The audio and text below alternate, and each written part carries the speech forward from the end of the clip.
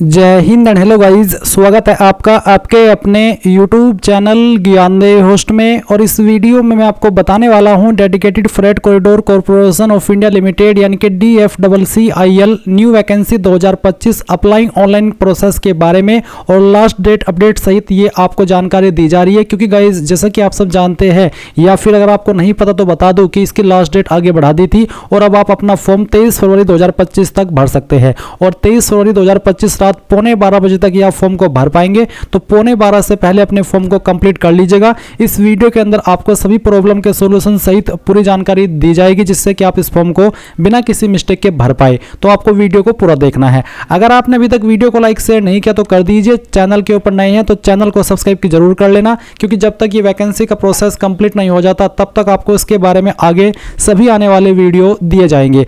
अब आपको जो मैंने लिंक इस वीडियो के डिस्क्रिप्शन में दिया है आप ओपन करिए। ओपन करने के बाद जानने को मिलेगा कि 642 इसमें वैकेंसी है और आप यहां पर अपना फॉर्म पहले इसमें 16 फरवरी 2025 तक भर सकते थे, पर अभी इसकी लास्ट डेट बढ़ा दी है और अब आप अपना फॉर्म 23 फरवरी 2025 तक भर पाएंगे। तो जितना जल्दी हो सके आपको फॉर्म को अप्लाई कर लेना है। बिल्कुल लास्ट डेट का टाइम नज़दीक आने का वेट नहीं करना है। और आप यहां पर इसमें पोस्ट वाइज क्वालिफिकेशन जान सकते हैं। MTS की पोस्ट पर अप्लाई करने के लिए 10वीं पास की योग्यता मांगी है और यहां पर साथ में आपसे इनमें से कोई एक चीज़ होनी चाहिए। और एज लिमिट देख सकते हैं, फीस की इन्फॉर्मेशन देख सकते हैं। सभी जानकारी चेक करने के बाद में अगर आप इसमें एलिजिबल है और इंटरेस्टेड है तो आप अप्लाई ऑनलाइन लिंक ओपन करेंगे इंपॉर्टेंट लिंक के सेक्शन से और आपके सामने वेबसाइट आ जाएगी। अगेन इंपॉर्टेंट डेट्स अच्छे से चेक कर लीजिए, इसके बाद आप इसमें फॉर्म नहीं भर पाएंगे और दोबारा से आपकी लास्ट डेट आगे बढ़ना बहुत ही मुश्किल है। मुझे नहीं लगता कि बढ़ेगी, इसलिए आपको जल्दी इसमें अप्लाई कर लेना है। तो यहाँ पर आने के बाद में आप इसमें रजिस्टर के ऊपर क्लिक करेंगे। अब गाइज आपके सामने इस तरह का इंटरफेस आएगा जहाँ पर आपको ब्राउजर रिकमेंड किए जाएंगे। आप यहाँ पर इसको क्लोज कर दीजिए और क्लोज करने के बाद अब आप आपकी जानकारी भरेंगे।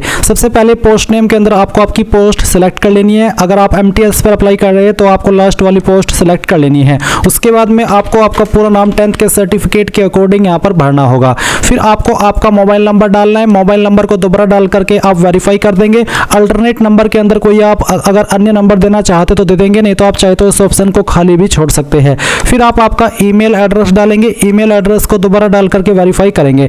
देन आप जनरेट OTP के ऊपर क्लिक करेंगे तो आपके सामने एक न्यू विंडो ओपन होगी और उसमें आपको इस तरह का कैप्चा भरना होगा जैसे कि आप वीडियो में देख सकते हैं। जैसे आप कैप्चा डाल करके सबमिट करेंगे तो आपके नंबर और ईमेल के ऊपर OTP जाएगा। कोई एक OTP आप यहां पर डाल करके वेरीफाई कर देंगे। फिर आप डिक्लेरेशन के नीचे आई एग्री करेंगे एंड देन आप यहां पर एक कैप्चा कोड भरने के बाद रीवेरीफाई इसके ऊपर क्लिक करेंगे। रीवेरीफाई के ऊपर क्लिक करने के बाद जो आपने इन्फॉर्मेशन भरी, चाहे वो आपकी पोस्ट नेम, आपका नाम, आपका नंबर, आपकी ईमेल एड्रेस हो, ये आपको डबल वेरीफाई करनी है इनके ऊपर टिक करके, जिनका मतलब ये होता है कि हाँ आपने डबल चेक कर लिया और आपके अकॉर्डिंग सभी जानकारी सही है।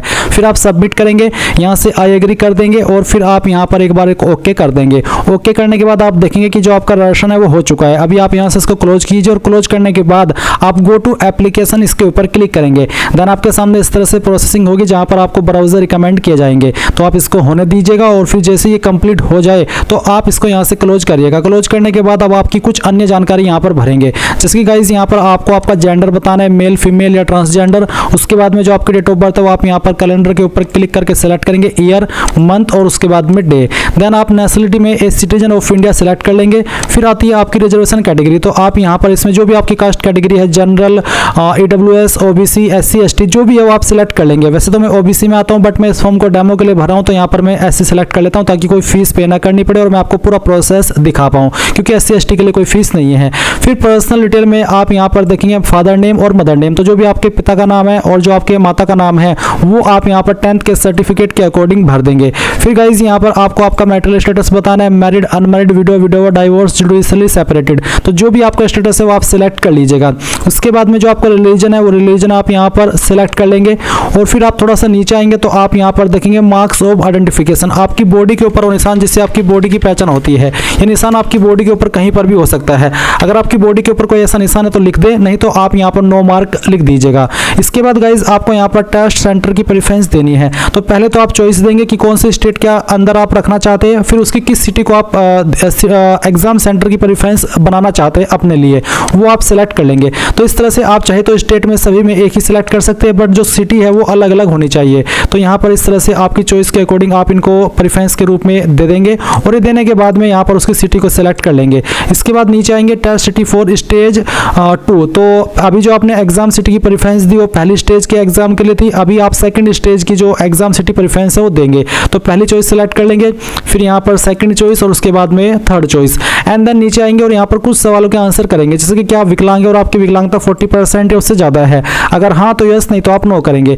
फिर आप क्या एक्स सर्विसमैन है, अगर है तो आप यस करिएगा, नहीं तो आपको इस ऑप्शन में नो करना है। अगर आप DFCCIL के एम्प्लॉयर रेगुलर जो ऑलरेडी काम कर रहे हैं, डिपार्टमेंटल कैंडिडेट जिनको आप कहते हैं, अगर है तो यस कर दे, नहीं तो आपको इस ऑप्शन में नो करना है और सेव एंड नेक्स्ट के ऊपर क्लिक करना है। अब आपके सामने यहाँ पर कोरेस्पोंडेंस एड्रेस यानी कि प्रेजेंट एड्रेस की जानकारी आती है। तो जो आपका एड्रेस है वो भरेंगे लाइन फर्स्ट 2 के अंदर, उसके बाद में जो आपकी कंट्री है वो सिलेक्ट कर लेंगे, फिर यहाँ से जो आपकी स्टेट है वो आप सिलेक्ट कर लेंगे। स्टेट सिलेक्ट करने के बाद में आप यहाँ पर आपकी डिस्ट्रिक्ट भी सिलेक्ट कर लेंगे और फिर जो आपका पिन कोड है वो भी आपको यहाँ पर डाल देना है। अब अगर आपका परमानेंट एड्रेस और प्रेजेंट एड्रेस सेम है तो आप यहाँ पर यस कर दीजिए, और अगर अलग अलग है तो अनटिक करके अलग से आप यहाँ पर अपना परमानेंट एड्रेस भर सकते हैं। उसके बाद आप सेव एंड नेक्स्ट इसके ऊपर क्लिक करेंगे। नाउ गाइस आपके सामने यहाँ पर क्वालिफिकेशन की जानकारी आ चुकी है। तो सबसे पहले आप 10th की इन्फॉर्मेशन भरेंगे। तो यहाँ पर name of the board council के अंदर आप बताएंगे कि आपने किस बोर्ड से आपकी 10वीं की है, उसका नाम आपको देना होगा, किस साल के अंदर पास कर ली थी वो साल सेलेक्ट कर लेंगे। इंस्टीट्यूट नेम के अंदर आपको आपके स्कूल कॉलेज का नाम देना है जहाँ से भी आपने आपकी 10वीं पास की है, पूरा नाम आप यहाँ पर डाल दीजिएगा।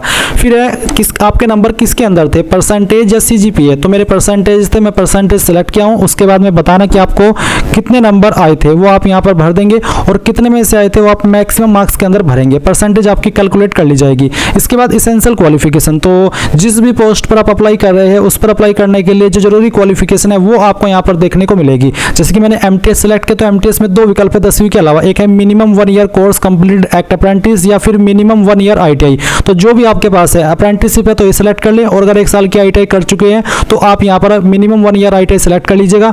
उसके बाद में ड्यूरेशन ऑफ ITI सेलेक्ट कर लीजिए, 1 ईयर हो चुकी है या फिर मोर देन 1 ईयर। अगर आप 2 साल की किए हो, कंप्लीट कर चुके हो, या 1 साल से ज़्यादा हो चुका है तो आप मोर देन 1 ईयर सेलेक्ट कर ले, या फिर अभी आपका 1 ईयर ही हुआ है तो आप 1 ईयर सेलेक्ट कर सकते हैं। मोस्टली कैंडिडेट ऐसे होंगे जिन्होंने 1 से ज़्यादा साल की कंप्लीट कर ली होगी, तो यहाँ पर मोर देन 1 ईयर सेलेक्ट कर सकते हैं। फिर आपको यहाँ पर बताना कि कहाँ से आपने आपकी जो ITI है वो की है, उस इंस्टीट्यूट का नाम देना होगा। इसके बाद आप यहाँ पर देखेंगे यूनिवर्सिटी नेम। तो बेसिकली जो आपकी ITI है इसके ऊपर यूनिवर्सिटी एप्लीकेबल वैसे तो नहीं होती, पर आप यहाँ पर यूनिवर्सिटी नेम के अंदर ये बता सकते हैं कि आपकी ITI SCVT के द्वारा है या फिर NCVT के द्वारा है। तो जिसके द्वारा भी है उसी यूनिवर्सिटी का नाम आप यहाँ पर दे देंगे। उसके बाद में डेट ऑफ पासिंग कंप्लीशन, कब आपने पास कर ली थी वो आप यहाँ पर बताएंगे। अगर अभी आप कर रहे हैं, आप मान लीजिए 1 साल की कर चुके हैं, तो जब आपकी 1 साल की कंप्लीट हुई है वो डेट भी आप यहाँ पर सिलेक्ट कर सकते हैं, जैसे कि मैं आपको सिलेक्ट करके दिखा रहा हूँ। इसके बाद में नंबर किसके अंदर थे वो आप बताएंगे। मैंने परसेंटेज सेलेक्ट किया तो आप बताएंगे कितने नंबर आपको आए थे। मैं डेमो के लिए नंबर आपको फिल करके दिखा रहा हूँ, आप आपके रियल नंबर यहाँ पर डालिएगा और फिर आपको मैक्सिमम मार्क्स भी यहाँ पर भर देने हैं। उसके बाद गाइज वर्क एक्सपीरियंस अगर आपके पास कोई है तो आप यहाँ पर यस कर दीजिए। यस करने के बाद में उस ऑर्गेनाइजेशन का नाम जहाँ पर आपने एक्सपीरियंस किया है, या फिर उस बंदे का नाम जहाँ पर आपने काम किया और कब आपने जॉब ज्वाइन की थी वो बताएंगे। नहीं है तो आप नो कर दीजिए। इसके बाद आप सेव एंड नेक्स्ट इसके ऊपर क्लिक करेंगे। अब आपके सामने डॉक्यूमेंट एंड पेमेंट का सेक्शन आएगा। अभी आप फोटो अपलोड करेंगे, फोटो कैसा हो जान लीजिए। फोटो का बैकग्राउंड आपका व्हाइट होना चाहिए, साइज 50 से 80 KB के बीच में होना चाहिए, फॉर्मेट JPEG या फिर JPG का। तो आप ब्राउज टू अपलोड के ऊपर क्लिक करेंगे और जहाँ पर आपकी फोटो फाइल है वो आपको सेलेक्ट करनी है। तो चलिए मैं यहाँ पर ये फाइल सेलेक्ट करता हूँ, ओपन करता हूँ। इस तरह से आपका फोटो यहाँ पर आ जाएगा।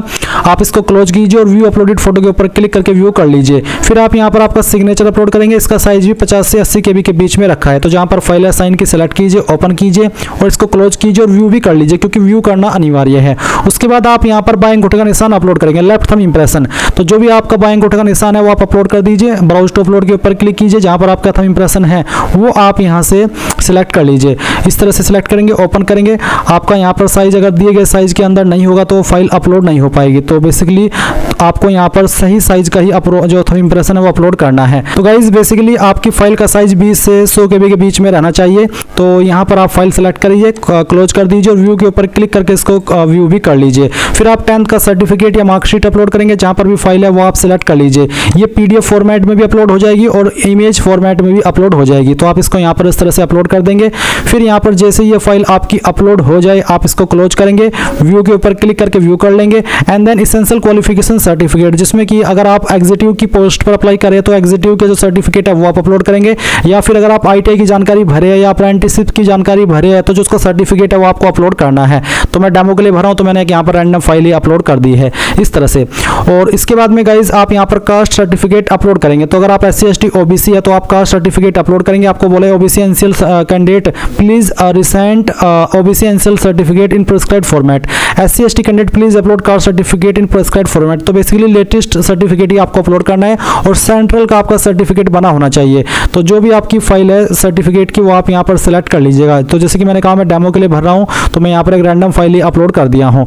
अभी आप नीचे की तरफ आएंगे, डिक्लेरेशन के ऊपर टिक करेंगे। इनके ऊपर टिक करने का मतलब है कि आपने सभी जानकारी को अग्री किया है। ये कैप्चा कोड डालेंगे, प्रीव्यू के ऊपर क्लिक करके जो जानकारी भरी है उसको एक बार फिर से चेक कर लेंगे। जब आपको लगे कि सभी जानकारी सही है तो ही आप यहाँ पर सबमिट कीजिएगा। अब आप यहाँ पर देख सकते हैं your application form has been submitted successfully. आप यहाँ से इसको क्लोज कर दीजिए और प्रिंट के ऊपर क्लिक करके अगर आपके पास अभी प्रिंटर नहीं है तो इसको PDF के रूप में सेव कर लीजिए और बाद में आप इसको प्रिंट करा लीजिएगा। तो इस तरह से गाइज आप लोग DFCCIL MTS एंड जो आपके एग्जीक्यूटिव की पोस्ट है इसका फॉर्म भर पाएंगे। आपको मैंने पूरी जानकारी यहाँ पर दे दी है। आई होप आपको यहाँ पर सभी जानकारी समझ में आ गई होगी। कोई सवाल कोई डाउट रह गया हो किसी भी जानकारी को लेकर के तो आप कमेंट के माध्यम से पूछ लीजिएगा। Thanks for watching. जय हिंद।